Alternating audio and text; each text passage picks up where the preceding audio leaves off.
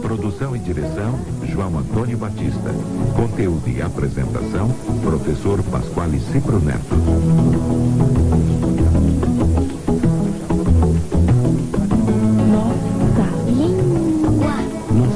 Nossa língua. Olá, ouvintes da Rádio Cultura. Eu tenho aqui uma carta de Geraldo Roque da Silva, nosso ouvinte assíduo, sempre escreve aqui para nós, sempre manda perguntas. Nesta carta ele apresentou algumas perguntas, acho que já respondi a quase todas, se anotei direito aqui, o Geraldo, mas numa delas numa das observações que você faz, você diz o seguinte: em seu ao pé da letra, no fascículo 10, você escreveu Alanos. Fui ao Aurélio, ao Micaelis, só encontrei Alanos. Meu querido, diz ele, longe de mim achar que você errou. Que é isso, Geraldo? Todo mundo erra. Eu realmente estou sem o texto aqui. Eu não sei se isso estava num exercício para corrigir, para acentuar. E pode ser que tenha até saído uma resposta errada mesmo, porque não existe livro perfeito. Às vezes a gente manda uma coisa para a gráfica e a gráfica, querendo ou não querendo, altera. Às vezes a gente se engana mesmo, se atrapalha e às vezes a gente erra. Mas de qualquer maneira você tem toda a razão. A palavra não é álano, não. A palavra é alano. Talvez tenha havido uma confusão também com a palavra álamo. Aí sim, álamo proparoxítona. Bom, mas a forma correta é alano, né? E o que vem a ser alano? Alano vem a ser indivíduo dos alanos, povo bárbaro de origem asiática estabelecido na Sarmácia, entre o Mar de Azov e o Cáucaso, e que no século V invadiu e dominou há algum tempo a Gália e a Península Ibérica, né? Depois o texto diz aqui pertencente, diz o Aurélio aqui, pertencente ou relativo ao povo alano, né? Esses são os alanos, a palavra é paroxítona. Existe também um outro significado para a palavra alano, equivalente a alão, né? E alão, o que é? É um grande cão de fila, diz o Aurélio, utilizado na caça. E dá até um exemplo aqui de Alexandre Herculano, o lartir dos galgos e alãos, né? E existe, como eu disse, a forma alano, que é variante, e o plural de alão pode ser alãos, ou alães, ou alões. Os três plurais são possíveis, perfeitamente possíveis. Então, o Roque, se você puder, você, por gentileza, indique, você disse aqui já fascículo 10, eu vou até procurar, estou sem a obra aqui, mas depois, se você quiser ser mais preciso, página e tal, eu vou procurar e se for o caso, a gente faz a correção sim para edições futuras. Muito obrigado a você, Geraldo. Diga lá, falta 10 pessoas ou faltam 10 pessoas? Falta chegar em 10 pessoas ou faltam chegar 10 pessoas? Pois é, a coisa não é tão simples quanto talvez pareça. No primeiro caso, faltam 10 pessoas. E por que faltam 10 pessoas? Porque o sujeito é 10 pessoas, o sujeito é plural, são elas pessoas que faltam, o verbo deve ficar no plural, faltam 10 pessoas. Esse é um dos casos clássicos de verbos portugueses que normalmente ficam antes do sujeito. É muito comum isso, né? Verbo faltar, verbo caber, verbo sobrar, verbo existir. Com esses verbos é muito mais comum que o sujeito venha depois, né? Faltam pessoas, cabem pessoas, sobram pessoas, existem pessoas. São construções mais comuns do que pessoas existem, pessoas cabem, pessoas faltam, pessoas sobram e por aí vai. Pois bem, então faltam X pessoas, faltam 20 pessoas. O outro caso é diferente. No caso de falta ou faltam, chegar ou chegarem 20 pessoas, o sujeito de faltar não é mais 20 pessoas. O sujeito de faltar é a chegada, ou seja, chegarem 20 pessoas. É isso que falta. E aí, se o sujeito é a oração, chegarem 20 pessoas, o verbo faltar fica no singular, porque o que falta é o ato de chegar, é a chegada de 20 pessoas. Então, falta chegarem 20 pessoas. Falta chegarem 20 pessoas, falta a chegada de 20 pessoas. Como essa construção é um tanto quanto diferente, esquisita e certamente vai causar algum mal-estar, eu acho melhor dizer logo que faltam 20 pessoas, né? Ou falta a chegada de 20 pessoas, ou ainda devem chegar 20 pessoas, e por aí vai, porque se você disser ou escrever falta chegarem 20 pessoas, que é a forma correta, é provável que alguém torça o nariz e olhe de lado e considere estranha a construção e até errada, mas não é errada não. Falta chegarem 20 pessoas, falta chegarem 20 pessoas, é construção perfeita, absolutamente perfeita. Falta chegarem 20 pessoas, falta a chegada de 20 pessoas, faltam 20 pessoas. É isso. Fale com Nossa Língua Portuguesa. Ligue para 3874-3081 de segunda a sexta-feira, no horário comercial.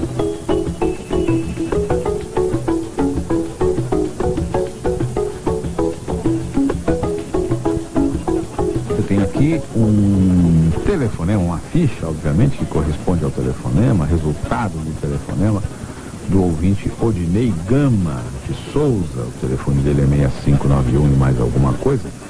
E ele mandou uma série de frases aqui, uma delas é a seguinte: os que pretendiam matar fulano já morreram. Os que pretendiam matar fulano já morreram. Ele quer saber se a frase é correta. Odinei, eu não consegui ver aqui o motivo da dúvida, não sei em que parte exatamente estaria a sua dúvida em relação a que palavra exatamente, porque não há nada aqui de anormal. Os que equivale a aqueles que pretendiam matar fulano já morreram. Se a sua dúvida se deve à concordância, nenhum problema, os verbos devem ficar no plural mesmo, tanto pretendiam quanto morreram, né? Porque os dois se referem ao mesmo elemento, ao mesmo sujeito. Esse os aqui que corresponde a aqueles que pretendiam, os que pretendiam. Se a dúvida é em relação aos tempos verbais, e acho que, né, Odinei, acho que eu estou pondo o dedo na ferida aí, imagino que seja isso que você quer ou queira saber, pelo menos uma dessas duas coisas, né? Se a dúvida está na questão dos tempos verbais, pretendiam, que é pretérito imperfeito, e morreram, que é pretérito perfeito, é isso mesmo. Não há nenhum problema e não há nenhum descompasso aqui, não. Porque um num tempo, outro em outro tempo. Pelo seguinte, essas pessoas tinham a intenção de matar. Portanto, a intenção durava, tinha uma certa duração, né? Ela era uma pretensão que não tinha acabado, né? Durou um certo tempo e não teve fim. O tempo que indica isso é justamente o tempo em que foi conjugada a forma verbal. Aqui pretendiam, é o chamado pretérito imperfeito do indicativo. Acho que já expliquei aqui mais de uma vez porque o imperfeito tem esse nome, porque o perfeito se chama perfeito, porque o mais perfeito se chama mais perfeito, mas não custa repetir. A palavra perfeito, pretérito perfeito, vem do latim, né? Perfecto, feito completamente, feito até o fim. É o mesmo perfeito que se usa quando se adjetiva uma obra de arte, por exemplo. Alguém vai ver uma obra de arte, acha muito bonita, acha maravilhosa e diz o quê? Nossa Senhora, esse quadro é perfeito.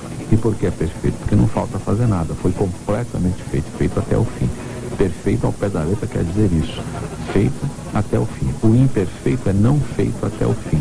Quando eu digo, antigamente eu lia o jornal X, eu não digo quando acaba, quando parei de ler. É como se a ação não tivesse sido interrompida, como se ela não tivesse acabado, ou na melhor das hipóteses, ou na pior das hipóteses, como se não se tivesse determinado o fim dela. O fim é desconhecido, não é definido. imperfeito, não feito completamente, né? Já o perfeito é feito até o fim, feito completamente. Ontem eu fui até tal lugar, ontem eu fui, essa ação de ir já foi, acabou, é completamente feita, feita até o fim. Então os que pretendiam, por quê? Porque eles tinham essa intenção durou, e não se disse quanto tempo ela durou, nem quando ela acabou. Esses que pretendiam já morreram, né? Morreram sim, aí sim o ato de morrer é inteiro, redondo, acabado, completamente feito, e por isso conjugado no pretérito perfeito. Não há problema nenhum aqui, ô Dinei. Eu convido você para ouvir uma obra-prima da música brasileira, de Gilberto Gil, com ele, Procissão. Preste atenção na letra, preste atenção numa estrutura comparativa e depois eu comento com você. Vamos lá. Olha lá vai passando a procissão, se arrastando que nem cobra pelo chão. As pessoas que nela vão passando acreditam nas coisas lá do céu. As mulheres cantando tiram verso e os homens escutando tiram chapéu. Eles vivem penando aqui na terra, esperando o que Jesus prometeu.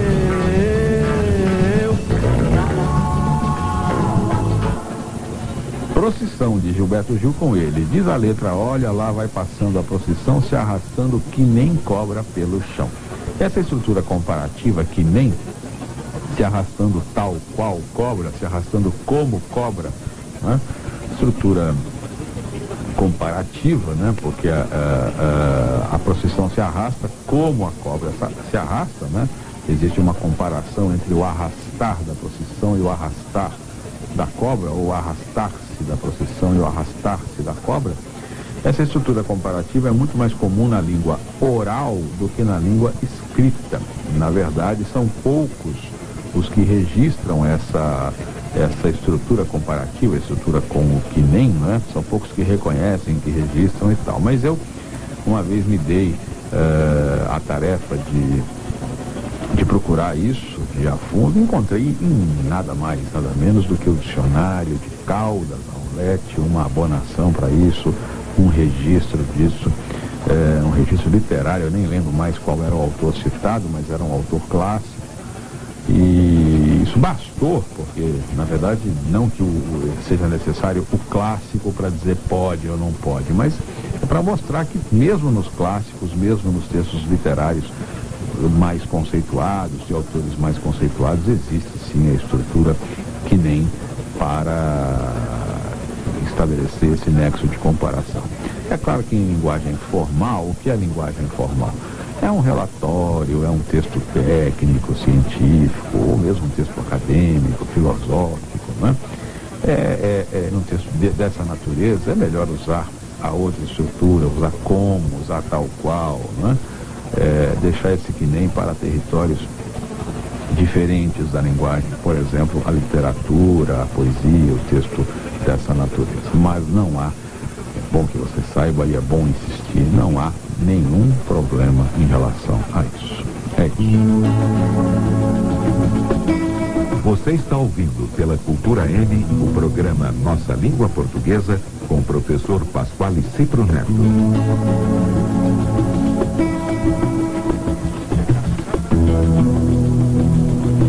Tem aqui o Estadão do dia 3 de dezembro de 2001, primeira página, um título que diz assim: Estados Unidos vão buscar líderes do terror casa por casa. Estados Unidos vão buscar líderes do terror casa por casa. E outro dia alguém me perguntou o seguinte: é possível usar a palavra líder para falar de alguém que chefia, para falar de alguém que comanda uma coisa ruim? Líder não tem necessariamente o sentido positivo. Líder é a pessoa que comanda para o bem, a palavra tem essa conotação positiva? Não, de jeito nenhum, né? Líder é simplesmente quem chefia, quem comanda. Pode ser líder um médico que comanda uma equipe que pesquisa a cura de determinada doença, e pode ser líder um cidadão que chefia um bando de canalhas, um bando de malfeitores, um bando de gente ruim, né? Então a palavra líder não tem essa conotação necessariamente positiva. Eu vou ler aqui o que diz o Aurélio, por exemplo, o primeiro sentido que ele dá para líder. Aliás, antes é bom dizer que a palavra é inglesa, a palavra não é portuguesa, não é latina, né? Ela vem direto do inglês, né? Escreve-se leader, lê-se líder, né? Em inglês, em português escreve-se líder com I e com acento, é paroxítono na feminina em R. E o primeiro sentido, então, que o Aurélio dá é indivíduo que chefia, comanda ou orienta em qualquer tipo de ação, empresa ou linha de ideias. Qualquer tipo, né? Depois vem guia, chefe ou condutor que representa um grupo, uma corrente de opinião, etc. Tanto faz. O líder pode ser positivo ou negativo, não há nenhum problema. E daí, é bom lembrar que da palavra líder vem o verbo liderar, né? Natural, a sequência óbvia, né? Líder, liderar. E liderar significa dirigir na condição de líder, ocupar a posição de líder, né? Numa competição, por exemplo, o time A lidera o campeonato, o candidato lidera as pesquisas e por aí vai. Alguém pode dizer que fulano lidera uma quadrilha de X pessoas, né? Então não há muito por que ficar com essa preocupação de achar que a palavra tem só o sentido positivo. Os dicionários registram, já que nós falamos desse assunto, a palavra chance ainda registram chance só com o sentido positivo. Chance vem do francês e ainda se dá o sentido que a palavra tem no francês, no original, que é possibilidade positiva, possibilidade boa. Assim não se deveria dizer que ele tem chance de perder uma perna, ou ele tem chance de ficar paralítico, ela tem chance de perder a criança e por aí vai. Não se deveria dizer isso porque chance seria só para coisa boa. Ele tem chance de entrar na empresa, tem chance de ser aprovado e por aí vai. No caso de líder, nenhuma observação em relação a isso. O que significa justamente, a palavra justamente? Há quem diga que não se deve usar a palavra justamente quando o sentido não é o ligado à ideia de justiça. Há quem diga isso, há quem diga que não se pode dizer justamente nessa hora ele conseguiu tal coisa, né? Há quem diga que só se deve usar a palavra justamente com a ideia de justiça. Ele sempre procurou governar justamente, ele sempre age justamente e tal. Mas é bom saber que essa teoria não prospera, essa teoria não faz sentido. Basta verificar nos dicionários a palavra justo para verificar que ela tem o sentido, além do sentido, claro, de daquele que age, fulano é justo, ele age com justiça, né? Também tem o sentido de exato, de preciso, né? Na medida justa, na medida certa, na medida exata, na medida precisa. E aí é possível fazer o advérbio, é claro, assim como de preciso se faz precisamente, de exato se faz exatamente, de justo se faz justamente, com o sentido de exatamente, de precisamente. Então, justamente fulano, precisamente fulano, exatamente fulano foi quem fez tal coisa. Foi justamente naquela hora, foi exatamente naquela hora, foi precisamente naquela hora que ele disse tal coisa. Então não há por que querer ser mais realista do que o rei, não há por que querer limitar o sentido da palavra. Ninguém tem esse poder não de decretar que tal palavra não quer dizer tal coisa, se ela quer dizer tal coisa, né? Se todo mundo registra, se a história da língua registra e por aí vai. Então fique tranquilo em relação a isso. Pode usar sim a palavra justamente com o sentido de exatamente, com o sentido de precisamente. É claro que também se pode usar com outro sentido, com o sentido de algo feito de modo justo, né? Ele distribuiu a riqueza justamente, ele distribuiu a riqueza de modo justo, com justiça, né? Agora, não se pode querer que a palavra só tenha esse sentido, de jeito nenhum. É perfeitamente possível aplicá-la com o sentido de precisamente, exatamente. É só conferir no dicionário, nos dicionários, a palavra justo e aí tirar a dedução. Se justo pode significar preciso, pode significar exato, justamente pode significar exatamente, precisamente. É isso. Participe do programa Nossa Língua Portuguesa. Envie sua dúvida, comentário, sugestão sobre qualquer assunto ligado à nossa língua. Por carta, escreva para a Rádio Cultura AM, programa Nossa Língua Portuguesa, Caixa Postal 11.544, CEP 05049 970, São Paulo, capital. Se preferir, envie seu fax para o número 3611-1914. Você também pode se comunicar através do e-mail nossa@radiocultura.am. Você tem aqui a Folha de São Paulo, primeira página, edição do dia 3 de dezembro. Né? Primeira página, uma foto triste de um país triste chamado Brasil, uma criança trabalhando. Está aqui a legenda da foto: infância comprometida. Menino quebra coco de Babaçu no povoado de Matinha, no Maranhão, estado em que 40 mil crianças trabalham para auxiliar a família. Criança precisaria brincar e precisaria ir para a escola, só. Criança trabalhando não é a melhor coisa da vida, não, de jeito nenhum. Mas nosso assunto é outro. Há duas palavras aqui que causam uma incrível tentação nas pessoas. As pessoas adoram colocar acento em palavras como coco e como babaçu. Nem coco nem babaçu se escrevem com acento. Aliás, eu tenho uma sugestão a fazer em relação aos acentos. Eu sugiro inverter as regras. Pegar as regras de hoje, né, e inverter. Fazer uma regra ao contrário. Tudo que pela regra de hoje tem acento deixa de ter, e o que não tem passa a ter. Quem sabe assim as pessoas passem a acentuar corretamente, porque é incrível como as pessoas adoram acentuar o que não tem acento e adoram não acentuar o que tem acento. Então, coco. O pessoal adora lascar um acento circunflexo no coco. Coco é paroxítona, terminada em O, como rosto, como corpo, como seco, como molho, como agosto, né? Como azedo, né? Como carro, como tantas outras palavras paroxítonas que terminam em O. E as paroxítonas que terminam em O não são acentuadas. Então não há por que colocar acento em rosto, não há por que colocar acento em carro, não há por que colocar acento em largo, não há por que colocar acento em lodo, não há por que colocar acento em barro, não há por que colocar acento em coco. As regras de acentuação foram feitas a partir de um esquema, de um mecanismo de oposição. E a coisa é muito simples. Oxítona, que termina em O, tem acento.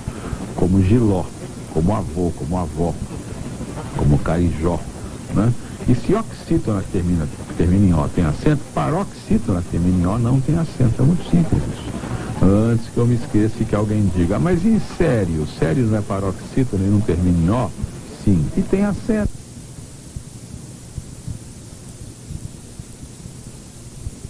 Paroxítona terminada em ditongo, io, no caso aí sim. Muito bem, babaçu é outra. É oxítona, termina em U, e as oxítonas que terminam em U, como babaçu, como ximbu, como zebu, como pacaembu, como urubu, nada disso tem acento. Acertou o jornal aqui, colocou o coco, colocou o babaçu sem acento. Você está ouvindo a reprise dos programas Nossa Língua Portuguesa, apresentado